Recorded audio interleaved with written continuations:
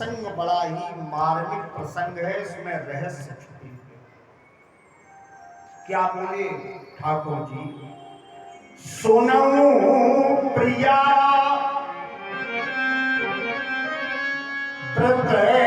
रुचिर सुशीला।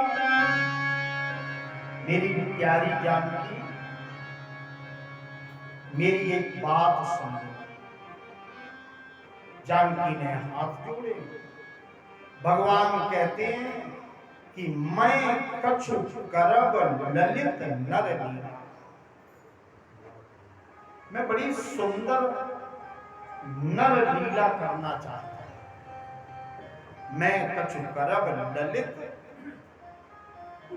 नर लीला। बड़ी सुंदर लीला। लालित, ललित शब्द का अर्थ है जिसमें लालित्य, ऐसी लीला करना जो चराचर के लोग जिसको गाएंगे और भवसागर से पार होंगे। अगर तो स्वामी नर लीला में, लालित्य भरी लीलाओं में मेरा क्या सहयोग हो सकता? तब जानकी से राम जी कहते हैं, तुम पावक मन करौ निवास और जौलग करौ निशाचर नाश। जब तक मैं निशाचरों का वध करूं, विनाश करूं, तब तक तुम अग्नि में प्रवेश कर। अग्नि, अब इसमें कई प्रसंग हैं। जिस समय रावण ने सूर्यवंश के राजा अनरंड का वध किया, अनरंड, तो उनका नाचता हुआ सिर आकाश की ओर जा रहा था और कह रहा था कि मेरे वंश की जब पुत्र वधू की छाया भी यदि तुम्हारे यहां पड़ जाएगी तो तुम्हारी लंका का समूल विनाश हो जाएगा। फ्रेंड्स बोलो जय राम। समूल विनाश। इसलिए भगवान असली सीता को वहां नहीं भेजना चाहते, छाया भेजना चाहते, प्रतिबिंब भेजना चाहते। एक दूसरा प्रमाण, जब वेदवती नाम की कन्या के केस रावण ने पकड़े, इतनी सुंदर थी कि जब ये देवलोक में गया तो इसका अपहरण करना चाहता था, लेकिन जैसे ही निकट गया तो अग्नि प्रकट हो, तो इसने केस पकड़ लिया। तब वो कन्या इससे मुक्त हुई और उसने शाप दिया कि मैं किसी न किसी रूप में जब तुम्हारे यहां आऊंगी तो इस अपमान का बदला तुम्हारे समूल राज्य का विनाश करके मैं लूंगी। तो भगवान कहते हैं कि तुम अग्नि में चली जाओ और अग्नि में जो वेदवती व्याप्त है उसको लंका भेजना है, वो शाप पूर्ण हो। तो तुम अग्नि में निवास। जब राम जी ने पूरी कथा सुना दी, जब राम सब कहा बखानी, पूरी बात बताई, मेरा अवतार इसीलिए, तुम्हारे साथ इसीलिए पाणिक बना, तुमने वन में आने की जिद इसीलिए की क्योंकि मैं ये चाहता था। अब मैं ये चाहता हूं कि तुम अग्नि में निवास करो। जानकी जी समझ गई और प्रभु पद धर ही भगवान के कमलवत चरणों को हृदय में धारण करके जानकी अग्नि में समा, निज प्रतिबिंब राखता सीता। और जानकी ने अपना प्रतिबिंब, अपनी परछाई वहां उपस्थित कर दी। तैसी सील, परछाई का भी सील, रूप, विनम्रता और सौंदर्य वैसा है। भगवान शिव बोले पार्वती ये राम के चरित्र हैं, लक्ष्मण हूं यह मरम न जाना। मैंने आपसे निवेदन न किया हो तो पुनः कर रहा हूं। ब्रह्म और शक्ति माने योग माया के रहस्य को जीव कभी जान नहीं सकता। प्रेम से बोलो जय राम। माता जी टेंशन मत ले, डॉक्टर के कहने पे या आपके समझने पे कुछ होने वाला नहीं है, सही है कि नहीं? प्रकृति और परमात्मा कब जीवन देंगे कब जीवन लेंगे इसको दो के अलावा तीसरा नहीं जानता, इसलिए सोचा न करो। कोई है सोई जो राम रच। लक्ष्मण जी जो अहरनिश साथ रहते हैं वो भी नहीं जान पाए। लक्ष्मण हूं यह मरम न जाना। भगवान ने जो कुछ चरित रचा, यहां तो इतनी बात है और ये मर्म कोई नहीं जान पाया, इसलिए बाबा तुलसी ने यहां ये मर्म भक्तों को सुनवाने के लिए प्रकट किया और फिर उसी प्रसंग पर पहुंचे कि दशमुख मारीच के पास पहुंच गए और आज प्रणाम कर रहा है। तब मारीच सोचने लगा कि नवन नीच के अति दुखदाई, सज्जन झुक जाए अच्छी बात, समझना जरा। विद्वान पुरुष झुक जाए अच्छी बात, वृक्ष झुक जाए अच्छी बात, विद्यावान झुक जाए अच्छी बात, बादल झुक जाए अच्छी बात, लेकिन दुष्ट अचानक झुक जाए तो समझ लेना बहुत बड़ा खतरा करेगा। प्रेम से बोलो जय राम।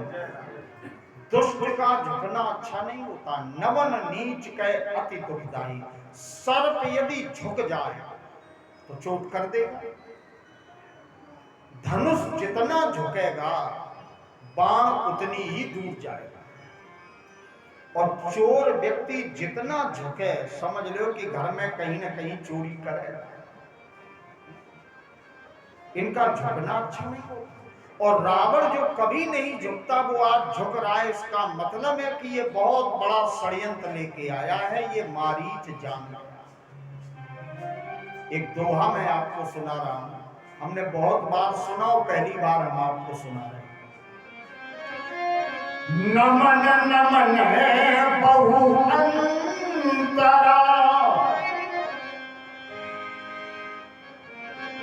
नमन नमन बहुपान,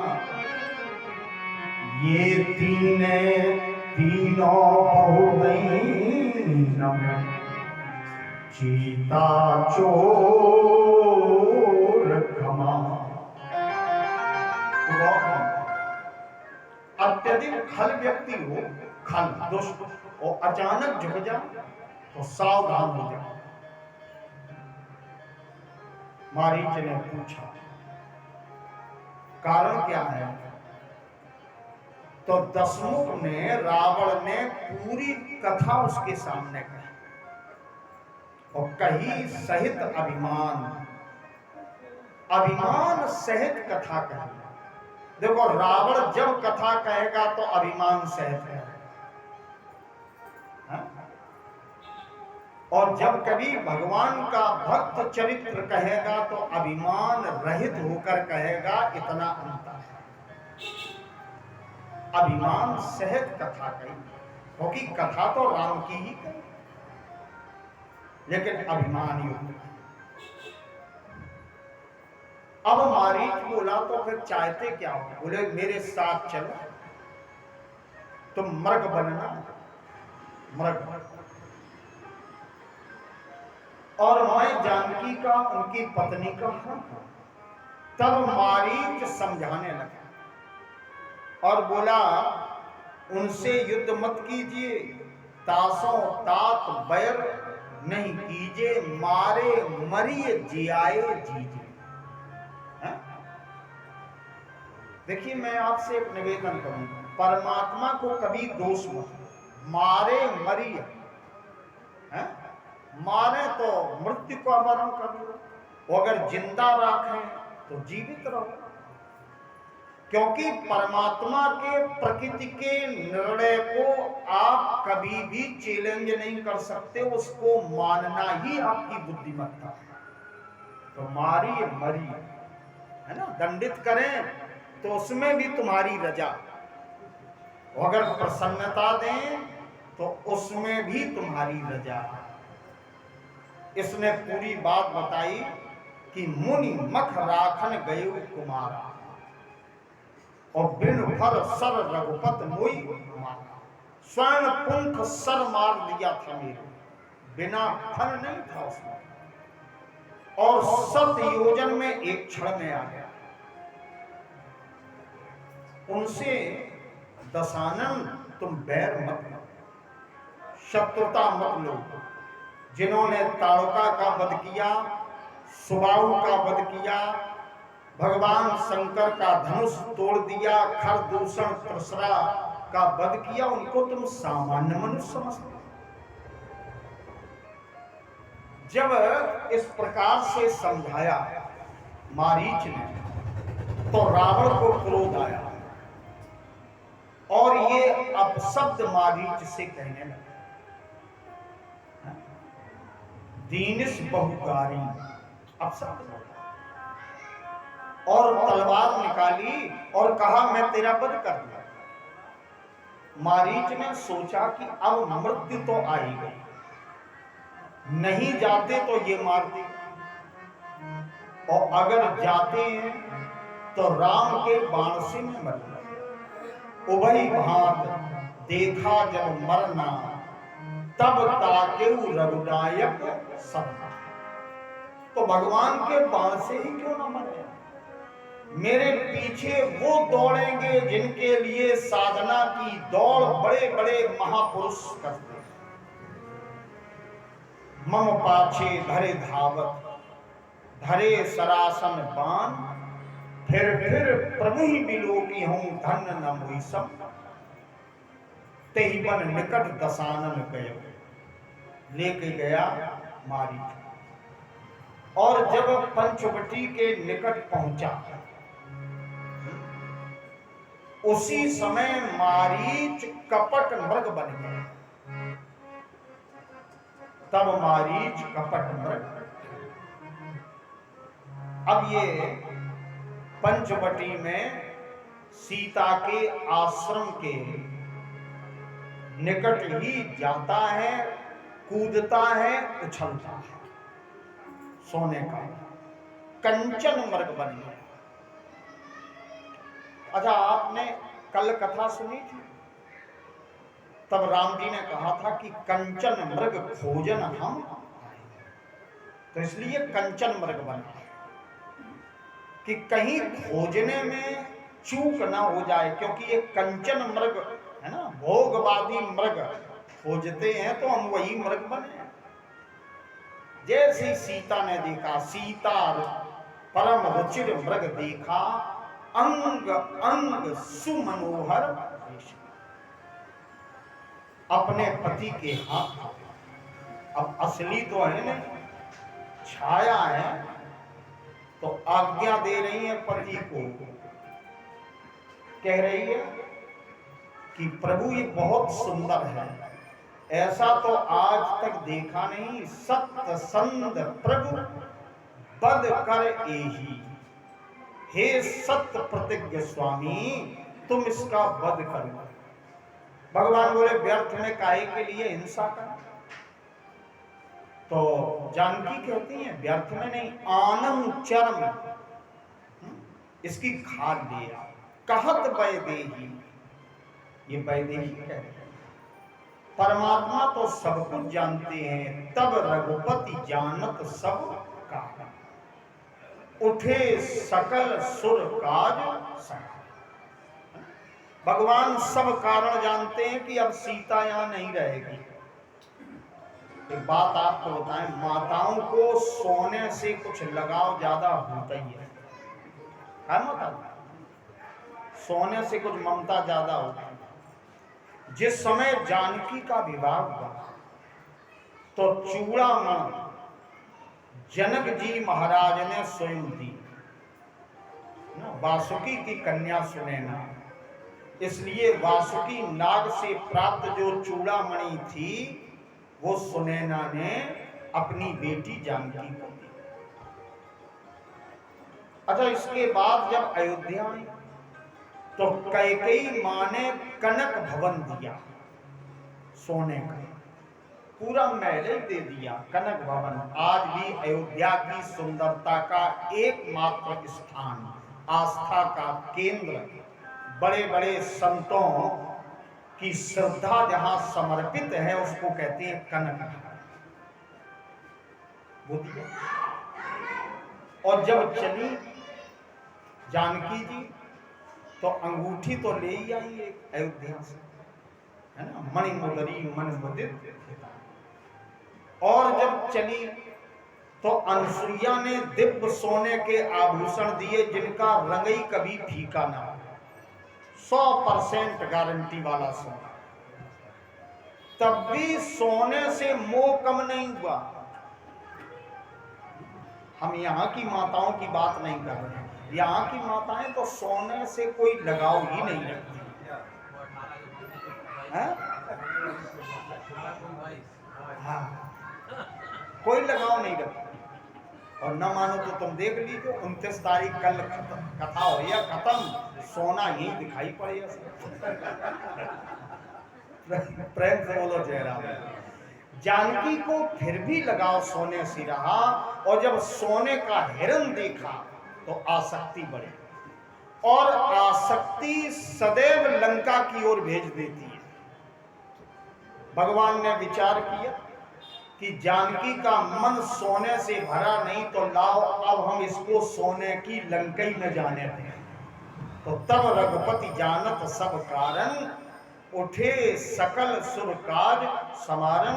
भगवान ने मृग को देखा, पीला दुपट्टा बांधा और एक पांव ऊपर उठाया, लगाया निशाना, तो प्रभु ही विलोक चला मृग भाजी।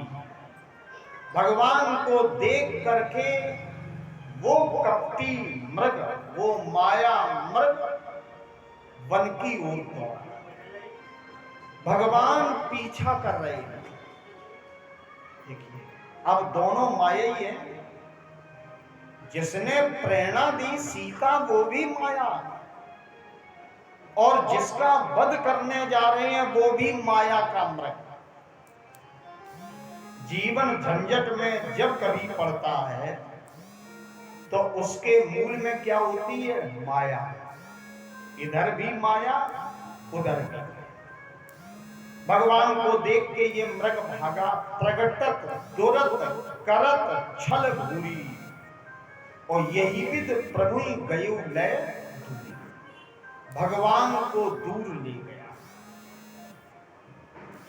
आसक्ति भगवान से हटके जब माया से जुड़ती है तो परमात्मा अपने आप दूर हो जाता है। पंचवटी की कुटिया से आज ठाकुर जी दूर हो गए।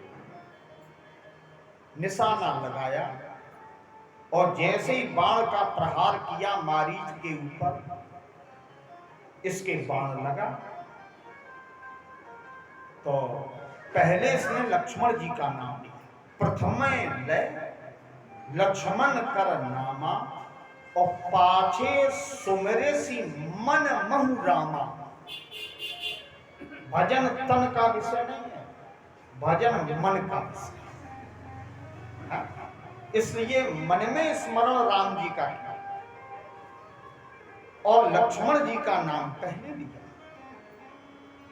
क्योंकि स्वामी भक्त भी जिस उद्देश्य से आया है उस उद्देश्य को पूर्ण करना है। जैसे ही ये समाप्त हुआ तो अंतर प्रेम तासु पहचान, भीतर से भगवान का प्रेमी भक्त था। मेरे राम जी समझ गए तो बड़े बड़े योगियों को, मुनियों को जो दुर्लभ परम पद है वो उसको। इधर आरत गिरा सुनी जब सीता, तो कह लक्ष्मण सन परम सखी। दुख भरी आवाज और राम जी के स्वरों में इसने कहा, हा लक्ष्मण। दुख भरी आवाज जब सुनी तो लक्ष्मण से भयभीत होकर के जानकी कही, तात लक्ष्मण जाहु वेग संकट अति भागा। तुम्हारे भाई संकट में हैं, घोर वन है और न जाने किस आपत्ति में है, वे तुम्हें पुकार रहे। मुस्कुराते हुए लक्ष्मण जी, तनिक विचार तो करो मां, जो संकेत कर दे, जो अपनी भ्रकुटी बंक कर दे, टेढ़ी कर दे, तो सृष्टि लय हुई, सारी सृष्टि का लय हो सकता है। सपने संकट परे की सोई, संकट वहां जा ही नहीं सकता। सो सुख धाम, वो तो आनंद सिंधु है, वहां संकट का कोई काम नहीं।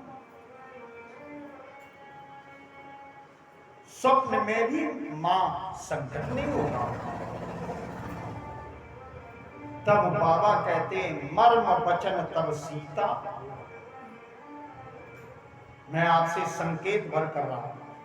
वाल्मीकि रामायण में विस्तार से यह प्रसंग आया। वहां तो जानकी जी ने यहां तक फटकार दिया कि लक्ष्मण, जब से मेरा विवाह हुआ है तब से तुम्हारी कुदृष्टि मेरे रूप सौंदर्य पर लगी हुई है। तुम वन में आए, तुम कामना करते थे कि मुझे एकांत स्थान मिले, तुम्हारे विचार अच्छे नहीं, लेकिन तुलसी बाबा ने रामचरित को मर्यादा से बांध दिया। अब वक्ता को तो पढ़ना ही पड़ता है ना? तो तुलसी ने एक शब्द लिया, मर्म वचन तब सीता। यहां वचन करता है, इसलिए बोला क्रिया लगा। मर्म वचन जानकी ने लक्ष्मण जी को बताया। मर्म जब कभी चोट करता है तो अंतस पर चोट करता है। शत्रु के वचन हृदय पर चोट नहीं करते, लेकिन अपनों के वचन जब कड़वे होते हैं तो वो भीतर चोट करते हैं। बाहर के चोट की दवा मिल सकती है, लेकिन प्रियजनों के द्वारा दी गई भीतर की चोट की दवा जीवन में कभी नहीं मिलती। तो हरि प्रेरित भगवान की इच्छा भी थी, इसलिए लक्ष्मण मन डोला। लक्ष्मण जी का मन डोल गया। वन दिस देव, राधे श्याम जी ने बहुत अच्छा लिखा है इस पर, बहुत अच्छी पंक्तियां लिखी हैं। सीता जी ने कठोर वचन कहे, तुम वन में आए हो, तुम्हारा कोई ना कोई उद्देश्य है आदि, तुम चाहते हो कि तुम्हारा भाई समाप्त हो जाए और सीता पर तुम्हारा अधिकार। बहुत कड़वे वचन। तब लक्ष्मण जी ने वन की देवी दिशाओं को जानकी की रक्षा का भार दिया, क्योंकि लक्ष्मण जी को ये भार राम जी दे के गए थे। सीता के करो रखवारी, बुद्धि विवेक बल समय विचार। ऐसा नहीं कि हमारे पास तीनों हथियार हैं, हम तीनों एक साथ लगा दें। बुद्धि विवेक तब बल। बुद्धि से काम निकले तो अच्छी बात, और उससे भी न बने तो फिर विवेक का प्रयोग। और जब ये सब निष्फल हो जाए तब बल का प्रयोग करना चाहिए, और वो भी समय विचारी। आपका बल अनुकूल रहेगा कि प्रतिकूल हो जाएगा, इसका समय पर विचार कर लेना चाहिए। वही जो राम जी ने सौंपा दायित्व लक्ष्मण जी को, वो दायित्व वन की दिशाओं को देवियों को लक्ष्मण जी ने सौंपा और चले जहां रावण शशि। ठीक। अब देखिए जीवाचार लक्ष्मण भी वहां नहीं है, लक्ष्मण जी चल और राम जी ने पहले ही वो कुटिया छोड़ दी पंचवटी, और सीता जी जो भक्ति स्वरूपा है, जो परम आद्या शक्ति है, वो अग्नि में चली गई। अब ऐसी जगह कौन आएगा? रावण नहीं आएगा तो कौन आएगा? है? जहां भक्त भगवान का नहीं है, स्वयं भगवान नहीं है, और स्वयं उनकी अधीश्वरी माया नहीं है, शक्ति नहीं है, तो शक्ति नहीं, ब्रह्म नहीं, और जीव नहीं, भक्त नहीं, वहां तो फिर रावण ही रहेगा। आएगा वही अपनी लीला करेगा। तो सोन बीच दस्कंदर देखा, आवा निकट जति के। ऐसे ही आश्रमों में तो बहुत से पाखंडी रहते हैं। आया, लक्ष्मण जी ने रेखा खींची, जैसे ही आगे बढ़ा तो अग्नि प्रज्वलित होने लगी, क्योंकि वो वेदवती छाया के रूप में थी। पीछे हटा और कहता बंधी हुई भीख नहीं हुई।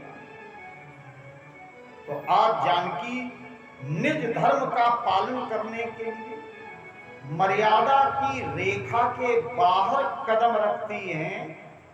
तो क्रोधवंत तब रावण लीनस रथ बैठा, चला गगन पथ आतर भैरव भागना। भयभीत होकर के